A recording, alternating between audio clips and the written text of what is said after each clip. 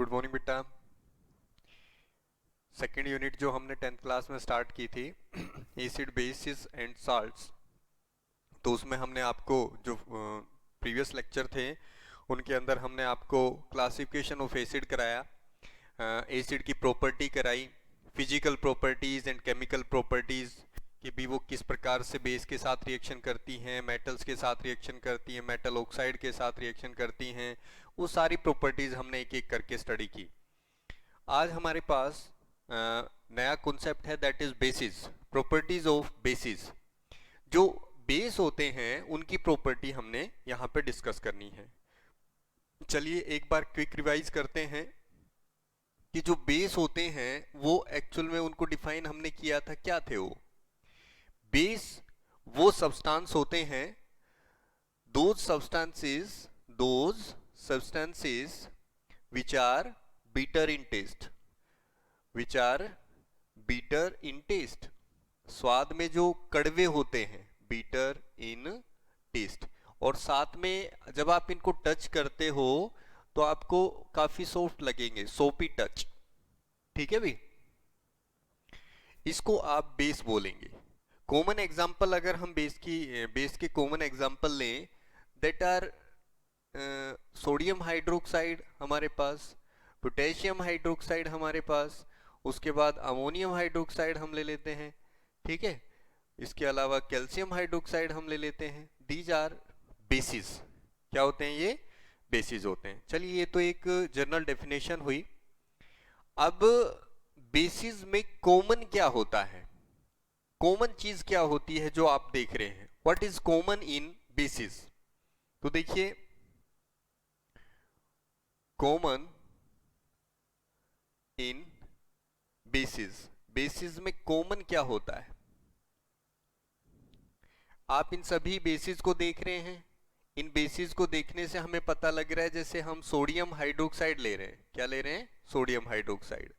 मैं इसको वाटर के अंदर डिजोल्व करता हूं तो ये क्या प्रोड्यूस करेगा? बेसिक सॉल्यूशन प्रोड्यूस करेगा और डिजोल्व हो जाएगा Na पॉजिटिव और OH नेगेटिव आयन के अंदर डिजोल्व हो जाएगा। ठीक है भी। नेक्स्ट लेते हैं हम पोटेशियम हाइड्रोक्साइड। पोटेशियम हाइड्रोक्साइड को भी डिजोल्व किया तो ये K positive OH negative ion produce कर रहा है। मैंने अमोनियम हाइड्रोक्साइड लिया, अमोनियम हाइड्रोक्साइड लिया तो भी NH4 positive and plus OH negative उसने बनाया। मैं यहाँ पे कैल्शियम हाइड्रोक्साइड ले लेता हूँ, कैल्शियम हाइड्रोक्साइड। कैल्शियम हाइड्रोक्साइड यदि हम लेते हैं और उसको डिजोल्व करते हैं तो हमारे पास बना calcium 2 positive and plus 2 OH negative. ठीक है, तो इनमें ये जो आयन है, जो कैटायन है, वो तो सारे के सारे डिफरेंट हैं, बट यहाँ पे अगर आप देखोगे सारे के सारे क्या प्रोड्यूस कर रहे हैं? OH negative ion. तो बेसिस में कॉमन क्या हुआ अभी? जब हम उनको एक्वस सॉल्यूशन में डिसोल्व करें तो वो OH नेगेटिव आयन प्रोड्यूस करें। तो the common thing in basis, common thing in basis क्या हुई? They release OH negative ion, जिसको आप क्या कहेंगे? This is hydroxyl ion, hydroxyl ion in aqueous solution. ठीक है भी, तो ये कॉमन थिंग होती है बेसिस के अंदर। वो बेसिस होंगे जो OH नेगेटिव आयन रिलीज करेंगे। इसी प्रकार से एसिड में आपने किया था, एसिड में कॉमन थिंग क्या थी? H पॉजिटिव आयन जो रिलीज करती है वो एसिड होगी, और यही एक कॉमन थिंग थी सभी एसिड के अंदर के वो H पॉजिटिव आयन रिलीज कर रही थी। चलिए अब हम बेसिस की कुछ फिजिकल प्रॉपर्टी करते हैं भी। Physical property, physical property, physical properties. ठीक है, फिजिकल प्रॉपर्टीज। तो फर्स्ट हमारे पास होता है अभी, हम ये कहेंगे कि टेस्ट जो होता है, टेस्ट, बीटर इन टेस्ट, ऐसे लिखेंगे हम, बीटर इन टेस्ट। स्वाद में ये कैसे होते हैं? कड़वे होते हैं। First property. सेकंड प्रॉपर्टी इनकी हम अगर बात करें, सेकंड प्रॉपर्टी जो है सोपी टच, काफी सॉफ्ट होते हैं, सोपी इन टच। ये डेफिनेशन में भी पढ़ा है हमने, ये फिजिकल प्रॉपर्टी में भी है। थर्ड जो प्रॉपर्टी है इनकी वो ये है कि जो रेड लिटमस पेपर होता है, जैसे एसिड के अंदर हमने ब्लू लिटमस पेपर को देखा, वो रेड कर देते हैं, तो red litmus paper two blue, ये रेड लिटमस पेपर को क्या कर देते हैं, ब्लू कर देते हैं। ठीक है, एसिड क्या करती थी, ब्लू को रेड कर देती थी। फोर्थ प्रॉपर्टी अगर हम बात करें, conduct electricity in aqua state के अंदर ये इलेक्ट्रिसिटी प्रोड्यूस करते हैं। ठीक है, सॉरी, इलेक्ट्रिसिटी कंडक्ट करते हैं, प्रोड्यूस नहीं करते, कंडक्ट करते हैं। भाई क्यों करते हैं, क्योंकि देखिए जब हम इनको एक्वस सॉल्यूशन में डालते हैं तो ये Na पॉजिटिव और OH नेगेटिव आयन प्रोड्यूस करते हैं। तो Na पॉजिटिव और OH नेगेटिव आयन मतलब कैटायन और एनायन जब प्रोड्यूस होंगे तो वही रेस्पॉन्सिबल होंगे इलेक्ट्रिक करंट के लिए उस सॉल्यूशन में। जैसे प्योर वाटर होता है that do not conduct electricity, लेकिन जैसे ही हम उसके अंदर कोई इलेक्ट्रोलाइट डाल दें तो वो आयन प्रोड्यूस करता है और उन्हीं के कारण इलेक्ट्रिसिटी कंडक्ट होती है उस सॉल्यूशन से। तो जो ये हमारे पास बेसिस होते हैं ये इलेक्ट्रोलाइट का काम करते हैं। जब आप इनको एक्वस सॉल्यूशन में डालोगे तो ये आयन प्रोड्यूस करेंगे और आयन प्रोड्यूस करेंगे तो वही आयन उस सॉल्यूशन के अंदर इलेक्ट्रिकल कंडक्टिविटी के कंडक्शन के लिए रेस्पॉन्सिबल होते हैं। ठीक है, तो फोर्थ प्रॉपर्टी आई इसकी कि भी वो इलेक्ट्रिसिटी को कंडक्ट करते हैं एक्वस स्टेट में। चलिए अब हम केमिकल प्रॉपर्टी लेते हैं बेटा। जैसे हमने एसिड की फिजिकल और केमिकल प्रॉपर्टी पढ़ी, इसी प्रकार से हम एसिड और बेसिस की केमिकल प्रॉपर्टी पढ़ते हैं। सबसे पहले बात आती है कि जो अभी हमने किया है कि आयनाइज होते हैं भी ये एक्वस सॉल्यूशन में, आयनाइज इन एक्वस सॉल्यूशन में आयनाइज हो जाते हैं टू गिव, और क्या प्रोड्यूस करते हैं भी, OH नेगेटिव आयन। क्या प्रोड्यूस कर रहे हैं, OH नेगेटिव आयन। जैसा कि हमने सभी के अंदर देखा, मैग्नीशियम हाइड्रोक्साइड अगर आप एक्वस सॉल्यूशन में डालेंगे तो क्या प्रोड्यूस करेगा, Mg2 positive and plus 2OH negative. Hydroxyl ion दे रहा है, प्रोड्यूस कर रहा है भी हाइड्रोक्सिल आयन। ठीक है, और देखिए जैसे हमारे पास आ जाता है पोटेशियम हाइड्रोक्साइड, ये भी क्या प्रोड्यूस करेगा, K positive and plus OH negative. ठीक है, तो पहली प्रॉपर्टी इनकी कि एक्वस सॉल्यूशन में OH नेगेटिव आयन प्रोड्यूस करते हैं। Second property, reaction with metal, जैसे कि एसिड मेटल्स के साथ में रिएक्शन करके हाइड्रोजन गैस प्रोड्यूस करती है, उसी प्रकार से बेसिस भी मेटल्स के साथ रिएक्शन करेंगे, रिएक्शन विद बेसिस। लेकिन भाई ये सभी मेटल्स के साथ में रिएक्शन नहीं करते। ठीक है ना, तो रिएक्शन विद मेटल्स, जो बेस होते हैं वो मेटल्स के साथ में रिएक्शन करते हैं। जैसे मैं ले लेता हूं सोडियम NaOH, सोडियम हाइड्रोक्साइड, इसको मैं जिंक मेटल के साथ रिएक्शन कराता हूं, जिंक एक मेटल है तो उसके साथ रिएक्शन कराते हैं। भी एसिड के अंदर क्या था, एसिड के अंदर कुछ ऐसा था कि भी एसिड जो होती है वो मेटल के साथ रिएक्शन करती है और क्या बनाती है, साल्ट बनाती है। ठीक है, और साथ में कौन सी गैस लिबरेट करती है, हाइड्रोजन गैस लिबरेट करती है। तो कुछ ऐसा ही यहां पे है, सोडियम हाइड्रोक्साइड एक बेस है, जिंक के साथ रिएक्शन हुई मेटल के साथ में और हमारे पास साल्ट बनेगा Na2ZnO2 and plus hydrogen gas यहां से रिलीज होगी। इसको 2 से मल्टीप्लाई कर दो, इसको बोलते हैं बेटा सोडियम जिंकेट, एक साल्ट बन गया अभी सोडियम जिंकेट। लेकिन एक बात ध्यान रखना, सभी मेटल के साथ में जो बेस होते हैं वो रिएक्शन नहीं करते, जस्ट लाइक एसिड की तरह से रिएक्शन नहीं होती यहाँ पे। तो इस केस में तो हाइड्रोजन गैस प्रोड्यूस हुई है। अब यहाँ पे एक बात ध्यान रखना, इसमें जो जिंक मेटल है वो नेगेटिव आयन की तरह से प्रेजेंट है। इसके यदि आप पार्ट करोगे तो Na के ऊपर पॉजिटिव चार्ज और ZnO2 के ऊपर 2 नेगेटिव चार्ज है। तो जिंक यहाँ पे नेगेटिव आयन की फॉर्म में प्रेजेंट है। ठीक है भी। सेकेंड प्रॉपर्टी कि ये मेटल के साथ रिएक्शन करके साल्ट बना रहे हैं, ये भी साल्ट है, दिस इज साल्ट, और ये कौन सी गैस प्रोड्यूस हो रही है, हाइड्रोजन गैस प्रोड्यूस हो रही है। जैसे एसिड ने रिएक्शन की थी बिल्कुल उसी तरह से दिखाई दे रही है आपको। तो ये सेकंड प्रॉपर्टी थी भी एसिड की, ठीक है। अब थर्ड केमिकल प्रॉपर्टी ले लीजिए। थर्ड केमिकल प्रॉपर्टी बेसिस की हम देखेंगे, जो बेस होते हैं वो एसिड के साथ रिएक्शन करेंगे। जैसे हमने एसिड को बेस के साथ रिएक्शन कराया था, इसी प्रकार से मैं यहां पे रिएक्शन लूंगा कि भी जो बेस होते हैं वो एसिड के साथ रिएक्शन करते हैं, रिएक्शन तो वही रहेगी। कौन सी रिएक्शन थी, शायद आपको रिमाइंड हो, जब भी कोई एसिड बेस के साथ या बेस एसिड के साथ रिएक्शन करता है तो उस रिएक्शन को न्यूट्रलाइजेशन रिएक्शन कहते हैं। Reaction with base, sorry reaction with acid, acid के साथ में रिएक्शन।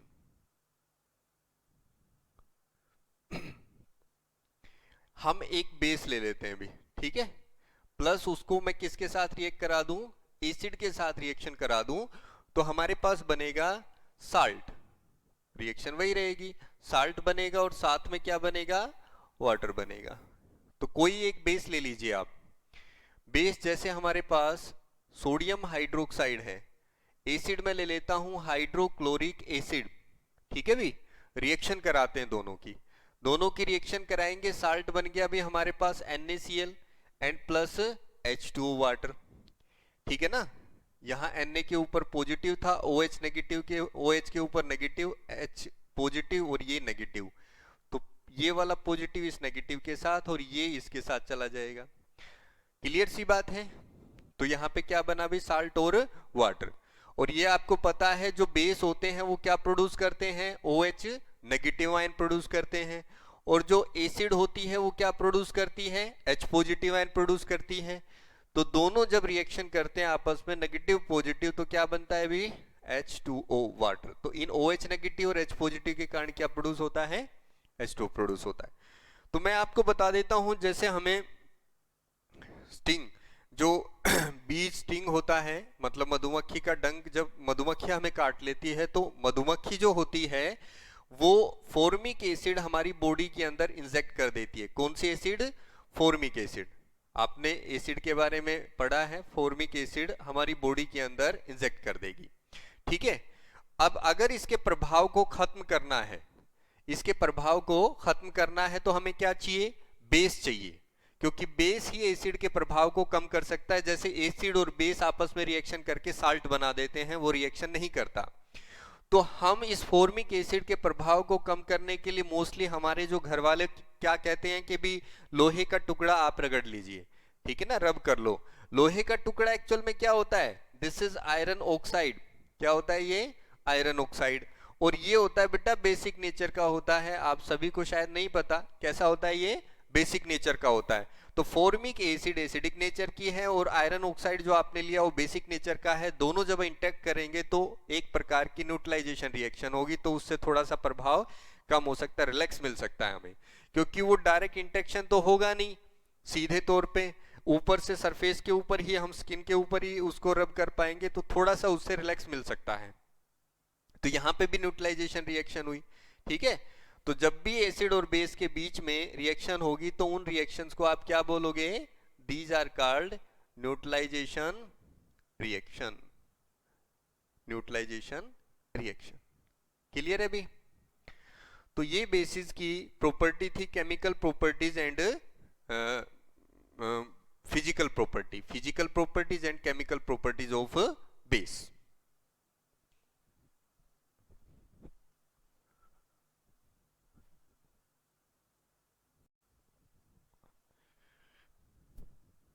चलिए बेटा, अब इसी में बेस के कॉन्सेप्ट में हम थोड़ा सा आगे चलते हैं।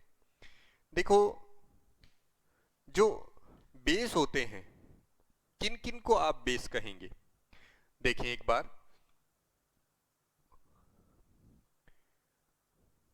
Types of bases, types of bases, जो बेसिस हैं वो कितने टाइप के होते हैं, सबसे पहले तो मैं बेसिस का क्लासिफिकेशन करता हूं भाई। जैसे एसिड हमारे पास दो टाइप की थी बेटा, इसी प्रकार से जो बेस होते हैं वो हमारे पास दो टाइप के होते हैं। There are two types of bases, there are two types of bases, दो प्रकार के बेसिस होते हैं। एक हमारे पास होता है स्ट्रॉन्ग बेस, क्या होता है स्ट्रॉन्ग बेस, और दूसरा हमारे पास होता है भी वीक बेस। दूसरा हमारे पास क्या होता है वीक बेस। ठीक है, दोनों में क्या फर्क होता है? आप वीक एसिड और स्ट्रॉन्ग एसिड के बारे में पढ़ के आए हो तो अच्छे से जानते हैं स्ट्रॉन्ग और वीक का क्या मतलब होता है। स्ट्रॉन्ग बेस कौन सा होता है? दोज बेस या basis, those basis which completely ionize, which completely ionize in aqueous solution, वो पूरी तरह से आयनाइज हो जाए। अब जब पूरी तरह से आयनाइज होंगे तो ज्यादा से ज्यादा क्या प्रोड्यूस करेंगे? And produce large number of hydroxyl ion, OH negative ion, ज्यादा से ज्यादा हाइड्रोक्सिल आयन प्रोड्यूस करेंगे। एग्जाम्पल के तौर पे हमारे पास जैसे सोडियम हाइड्रोक्साइड है, एक स्ट्रॉन्ग बेस है। पोटेशियम हाइड्रोक्साइड है, एक स्ट्रॉन्ग बेस है भी। ठीक है, इसी प्रकार से बेरियम हाइड्रोक्साइड सॉरी हम ले लेते हैं कैल्शियम हाइड्रोक्साइड है भाई, स्ट्रॉन्ग बेस है एक। ठीक है, ये हमारे पास स्ट्रॉन्ग बेस की कैटेगरी में आते हैं। ठीक है ना, लिथियम हाइड्रोक्साइड है, लिथियम हाइड्रोक्साइड है, ये स्ट्रॉन्ग बेस है। अब हम ले लेते हैं स्ट्रॉन्ग बेस में ऐसा क्या होता है? स्ट्रॉन्ग बेस जो होते हैं जैसा कहा कि पूरी तरह से आयनाइज हो जाते हैं भी, sodium Na positive and plus OH negative. ये एरो का जो साइन है ये दिखा रहा है कि ये फॉरवर्ड रिएक्शन है, ये पूरी तरह से आयनाइज हो गया है। इसको लिखेंगे हम कंप्लीट आयनाइजेशन। क्या लिखेंगे? Complete ionisation. ठीक है, अब ये पूरी तरह से आयनाइज होगा तो ज्यादा से ज्यादा क्या प्रोड्यूस करेगा? OH नेगेटिव आयन, और जो ज्यादा से ज्यादा OH नेगेटिव आयन प्रोड्यूस करेगा वो उतना ही स्ट्रॉन्ग बेस होगा। ठीक है, वीक बेस के बारे में आ जाइए। अब वीक बेस वो होते हैं those bases which do not ionize completely, जो पूरी तरह से आयनाइज नहीं होते। एंड और जब पूरी तरह से नहीं होंगे, the concentration of hydroxyl ion, OH negative ion is small, बहुत ज्यादा नहीं होगी। ठीक है ना, जैसे एग्जाम्पल के तौर पे हम लें तो भाई अमोनियम हाइड्रोक्साइड है हमारे पास, NH4OH। ठीक है, या फिर आप बेरियम हाइड्रोक्साइड ले लीजिए। अगर आप इनको दिखाएंगे तो कैसे दिखाएंगे? NH4, इसको एक्वस सॉल्यूशन में आपने डाला, एक बार डाला फॉरवर्ड रिएक्शन तो ये NH4 पॉजिटिव और क्या बनाएगा? OH नेगेटिव आयन बनाएगा। लेकिन उसके कुछ समय बाद फिर से ये आयन आपस में इंटरेक्ट करके वापिस यही बना देंगे। तो रिएक्शन क्या होगी? इधर भी रिएक्शन चल रही है, फॉरवर्ड रिएक्शन भी चल रही है और बैकवर्ड रिएक्शन भी चल रही है, कभी पूरी तरह से डिसोसिएट हो ही नहीं पाएगा। जितना बन रहा है उतना वापस फॉर्म हो रहा है, तो यहाँ पे OH नेगेटिव की कंसंट्रेशन क्या रहेगी? कम रहेगी। तो इसको हम वीक बेस बोलेंगे। और ये जो साइन होता है ये किसको रिप्रेजेंट करता है? ये इक्विलिब्रियम स्टेट को रिप्रेजेंट करता है, इक्विलिब्रियम को रिप्रेजेंट करता है। ठीक है, डबल एरो का मतलब है फॉरवर्ड और बैकवर्ड रिएक्शन। इस साइड वाली होगी फॉरवर्ड और ये जो होती है वो बैकवर्ड रिएक्शन के लिए। अब एक बात और यहाँ पे हम ले लेते हैं भी। देखिए, क्या सिर्फ केवल वही बेस होंगे जो सिर्फ केवल यहाँ से हमें दिखाई दे रहा है कि OH नेगेटिव आयन प्रोड्यूस करेंगे? नहीं, इसके अलावा भी हम कुछ बेसिस हैं, जैसे जितने भी मेटल के ऑक्साइड हैं, ऑल मेटालिक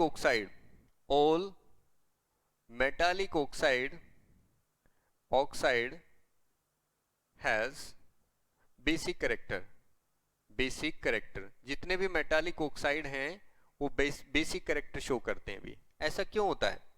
जैसे ये सोडियम है भी, हम सोडियम के बारे में ले लेते हैं। जब ये ऑक्सीजन के साथ रिएक्शन करता है तो बेटा क्या बनाएगा? Sodium oxide. क्या बनाएगा? Sodium oxide. तो सोडियम एक मेटल है, ऑक्सीजन के साथ रिएक्शन की तो क्या बना? मेटालिक ऑक्साइड बना। अभी मैंने लिखा कि जो मेटालिक ऑक्साइड होते हैं वो बेसिक नेचर के होते हैं। हमें कैसे पता लगेगा? इन ऑक्साइड को आप वाटर के अंदर डिसोल्व कर दीजिए। वाटर के अंदर डिसोल्व करते ही जैसा कैरेक्टर, मतलब जो सॉल्यूशन जैसा बनेगा, एसिडिक बने या बेसिक बने, वही कैरेक्टर इसका होगा। After dissolving these oxide in water, the nature of solution form is the nature of this oxide. जो सॉल्यूशन का नेचर होगा, एसिडिक या बेसिक जैसा भी हो, वही इसका होगा। तो मेटालिक ऑक्साइड को जब वाटर के अंदर डिसोल्व किया जाता है तो ये बेसिक सॉल्यूशन प्रोवाइड करता है। क्या बना देता है? 2NaOH, वही सोडियम हाइड्रोक्साइड बना देता है। तो जो मेटालिक ऑक्साइड होते हैं वो बेसिक नेचर के होते हैं, जिसमें Na2O है, पोटेशियम ऑक्साइड है, मैग्नीशियम ऑक्साइड है, कैल्शियम ऑक्साइड है। ठीक है, मैग्नीशियम ऑक्साइड हो गया। तो ये जितने भी ऑक्साइड हैं, जिंक ऑक्साइड है, ठीक है, ये सभी क्या होंगे भाई? बेसिक नेचर के होंगे। ठीक है, अब देखिए हमारे पास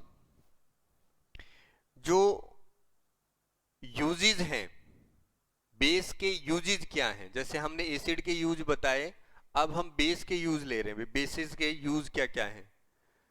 काफी फायदेमंद है भी, काफी सारे यूजेस होते हैं बेस के। देखिए, uses of basis, uses of basis. ठीक है, तो सबसे पहले ले लेते हैं हम, एक बेस होता है बेटा हमारे पास, जैसे अभी लिया हमने सोडियम हाइड्रोक्साइड। क्या लिया? Sodium hydroxide. सोडियम हाइड्रोक्साइड जो होता है वो सोप बनाने में, पेपर इंडस्ट्री के अंदर यूज किया जाता है। पहले भी मैंने आपको बताया है। Used in soap formation, soap production और पेपर प्रोडक्शन। ठीक है। पोटेशियम हाइड्रोक्साइड बैटरीज के अंदर यूज किया जाता है। किसमें यूज किया जाता है? बैटरीज के अंदर। ठीक है। उसके बाद हम ले लेते हैं NaHCO3, इसको बोलते हैं, इसका नाम होता है बेकिंग सोडा। क्या नाम होता है इसका? Baking soda. ठीक है भी। बेकिंग सोडा जो होता है ये किसमें यूज किया जाता है? कुकिंग फूड, जो खाना होता है, खाना बनाने में, खाना जैसे आप चने की सब्जी बनाते हैं, छोले की बनाते हैं, तो उसमें थोड़ा सा बेकिंग पाउडर डाल दिया, और भी बहुत सारे आइटम हैं उनके अंदर बेकिंग सोडा डाला जाता है। तो कुकिंग आइटम्स के अंदर, मतलब फूड को कुक करने में इसका यूज किया जाता है ताकि जल्दी से बन जाए। आगे देखिए, एंटासिड का भी काम करता है ये साथ में। एंटासिड का भी हमारी शरीर में जब बॉडी के अंदर एक्सेस एसिड हो जाए तो उस कंडीशन में हम थोड़ा सा बेकिंग सोडा ले लेते हैं, मीठा सोडा भी बोलते हैं इसको दूसरे नाम से, तो ये रिलैक्स दे देता है। लेकिन हमेशा इसका यूज नहीं करेंगे क्योंकि ये स्टोमक के अंदर अल्सर प्रोड्यूस कर देता है, जख्म कर देगा जिससे ब्लीडिंग हो सकती है।